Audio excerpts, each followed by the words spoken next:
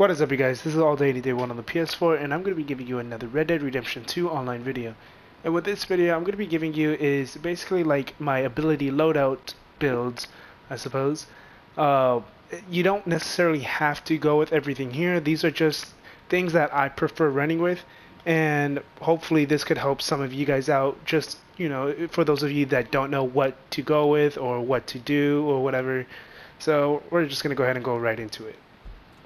So right now, with this particular build that I'm running is basically like a heal build in a way. This is mainly for PvE, like the story missions when I'm just going out doing the story missions or series missions or whatever. This is not meant for PvP. So if you could technically use this for PvP, but you're not going to be immune to headshots or take less damage from bullets or anything like that. This is strictly for PvE. Because in PvE, NPCs generally don't aim for your head, they just aim at you. And being able to heal yourself is going to be really useful in comparison to the other perks. There are other perks that will reduce damage as well, which is going to be really useful. But to me, I think being able to heal yourself regardless is just going to be better PvE wise. So I'm using Quite an Inspiration, and this one's rank 3, and what Quite an Inspiration does is it allows you to heal yourself as well as allies, but compared to the other healing ability, a moment to recuperate, this one would actually allow you to heal yourself while being shot at, while a moment to recuperate doesn't allow you to heal yourself. So a moment to recuperate is going to be a pretty decent perk card or ability card to go with at first, until you eventually unlock Quite an Inspiration. And then for my passives, I'm using Come Back Stronger, Eye for an Eye, and Cold Blooded. Now the reason why I'm using Come Back Stronger is anytime you get shot at, you start healing, or you're going to start healing over time a little quicker. And then if you get it all the way up to rank 3, you basically you basically get to heal yourself much sooner than you were earlier or before. So your health regen you don't have to wait like 5 seconds to get out of combat for your health to regen. So as soon as you get shot, maybe like a few seconds after you're shot, your health starts to regen.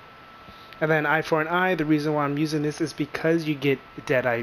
You basically get more Deadeye, because you already get Deadeye for headshot kills, but you get more Deadeye for getting headshot kills. I don't know if it's... So it says headshots restored, but I'm pretty sure it's headshot kills, not necessarily just shooting at the head, because shooting at the head obviously is a one-shot kill. So never mind about that. Anyways, the reason why I go with Eye for an Eye is because you get more Deadeye. Having more Deadeye, especially in PvE, is going to be good. PvE and PvP regardless, having Deadeye is really good. So that way you can pretty much keep up your Quite an Inspiration, keep up the heal for yourself and your team. And it's also really easy to get headshot kills off of the NPCs. And then Cold Blooded, I would highly recommend Cold Blooded regardless of for PvP and PvE, just because it's, in my opinion, is one of the best perks to have. So after you kill an enemy, you regain a lot of health over the next 5 seconds. So this one is at tier 3, so I don't know how much of the percentage you get for the healing. It would be nice if, you know, they would implement the percentage of what you get back health wise, so you kind of know what cards you'd want to use and whatnot, which one seems worth using and not. But to me, after testing Cold Blooded a lot, I would highly recommend using this one for pretty much anyone. And this Cold Blooded is the last perk card, so I want to say maybe level 30 and up, somewhere around there, I want to say, is when you're gonna end up getting Cold Blooded.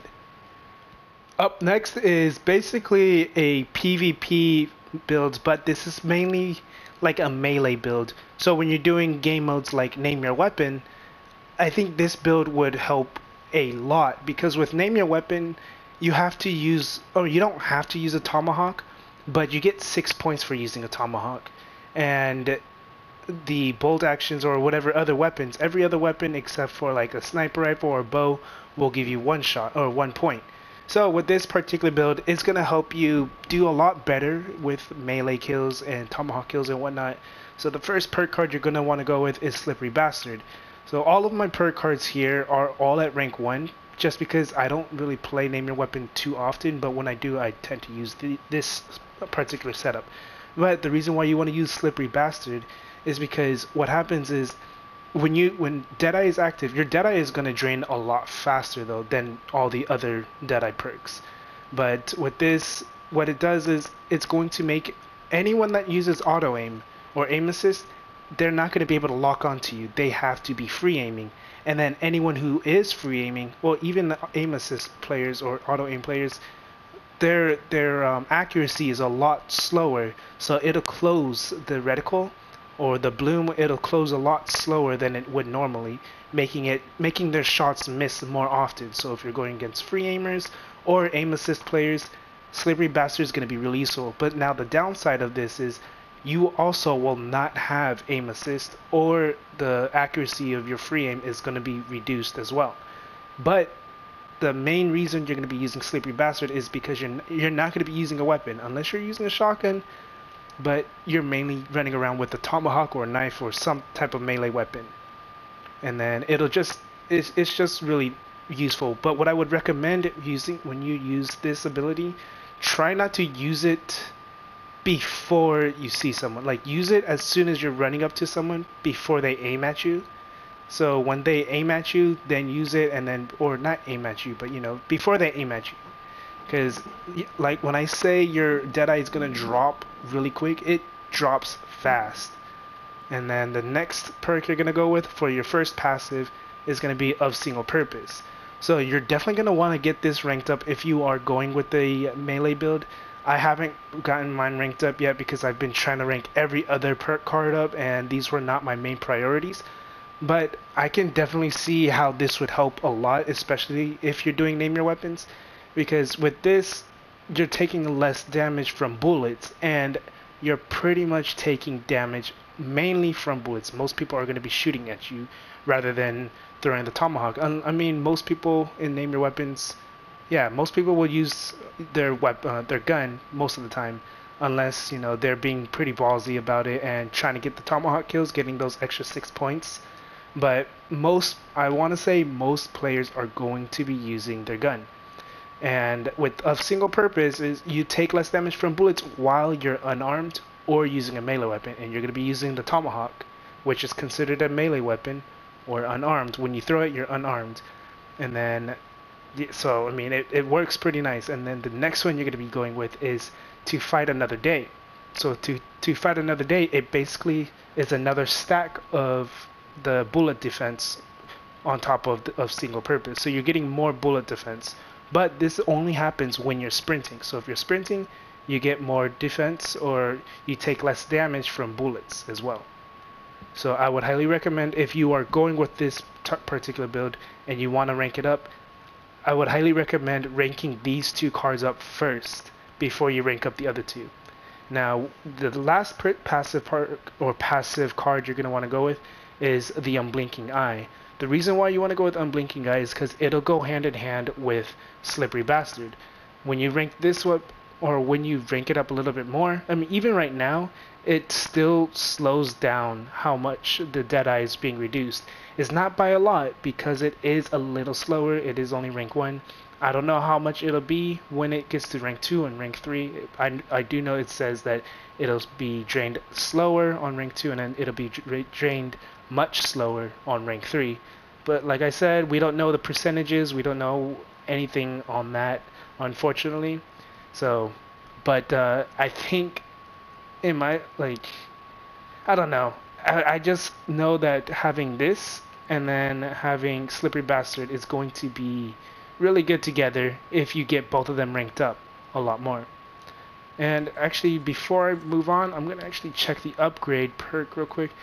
So, yeah, so right here on once you get to tier 3 for Slippery Bastard, it reduces how much Deadeye it takes to use. So right now it says dramatically increased, or it reduces it by dramatic amounts or whatever. And then this one is just not as much, it's markedly. And then this one just says it reduces by a little bit. So if you get this to rank 3 and then you get the third passive, you get the Unblinking Eye to tier 3, it's basically like a regular Deadeye ability. And the last one that I'm going to be showing you guys is probably one of my main, not probably, this is definitely my main go-to for PvP. So slow and steady, never without one, winning streak, and cold-blooded. So with the problem with this though is never without one bugs out, which is very unfortunate. But when it doesn't and it works great because you take no headshot damage. You're immune to headshots, basically, and until your hat flies off. And then once your hat flies off, you take more damage, which is unfortunate. But I mean, try to not get headshot. But it's like having a second life in a sense. You get hit in the head, you're not dead, but you have one more chance to not get hit. Now you cannot pick up a hat. You cannot pick your hat back up, unfortunately. You won't have the option to. Now here's the problem with this perk though, is sometimes, I'm not saying all the time, but sometimes when you do die after your hat's been flipped off, you won't spawn back with your hat, making this perk pretty much useless because you'll always pretty much have the debuff on you. You'll always take more damage because you don't have your hat, because you spawned with no hat. And when that happens, what I normally do is I will switch it out and I will go and put eye for an eye, because I like having eye for an eye, especially in PvP. When you do get headshot kills, you get a little bit more deadeye, so it's really nice to have that. The comeback stronger is not too bad. I don't really care too much for it, and I did go with strange medicine for a little, but I honestly didn't really like it too much. But you could technically go with that if you like that one. But for me, if the bug happens with the never without one, I always just switch it with eye for an eye. And then you're gonna go with winning streak. So with winning streak, you get your damage. Your damage for your weapon increases every time you shoot that same target. So every time you shoot that one target, your bullet's gonna get stronger and stronger and stronger until you end up killing them. And it's really useful with the varmint rifle if you don't get the headshots for some reason, or if you're using like the lance repeater or the Lancaster repeater or some other rifle out there. It's really useful to have a winning streak, and then especially if you can get this up to tier 3, because I don't know, like I said before with the other loadouts, we don't know the percentages. We don't know how much more damage it's increasing by, so we don't know exactly how useful this perk is or not, if it's good stat-wise or on paper or whatever. But I mean, I think once it gets to rank 3 or tier 3, it'll be a lot better. Hopefully someone can confirm in the comment section that it is a lot better to have it, or if there's no difference in winning streak tier 3 or not. But yeah. And then for cold-blooded, like I said, I would highly recommend it for PvE and PvP. Getting a kill and then getting health regen over for the next 5 seconds, and then getting another kill, your health just continuously regens. And then your deadeye is going to be slow and steady. Slow and steady is basically like having never without one, but instead the downfall of using your deadeye is you become slow. You cannot run, you cannot sprint. But the good thing is you take less damage and you take no headshot damage either. So, or not, you'd still take damage when you get hit in the head, but you won't die, which is amazing. It'll take a lot of headshots to kill you, and then it'll take a lot of shots to kill you too. Now, if the other player has a shotgun, that's more than likely going to kill you in 1 to 2 shots. And I mean, it does suck. It doesn't block shotguns, but hopefully you're not within that close of a range to get hit by the shotgun. But yeah, I think that's pretty much it with this whole video. And honestly, I hope this helped you guys out. If it did, go and leave a like, comment, subscribe. If you have any other perk card ability loadouts that you want to throw down in the comment section, go ahead and let me know, or go ahead and put it down there as well so other people can check it out as well, so you can help them out, help me out, and whatnot. Let's just make this Red Dead community even better, stronger, I guess. I don't know what I'm saying. But anyways, hopefully this helped you guys out. And if it did, like I said, leave a like, comment, subscribe. If you have any questions or concerns, let me know down in the comment section as well. This is All Day Any Day 1 on the PS4. Have a good day. good night and peace.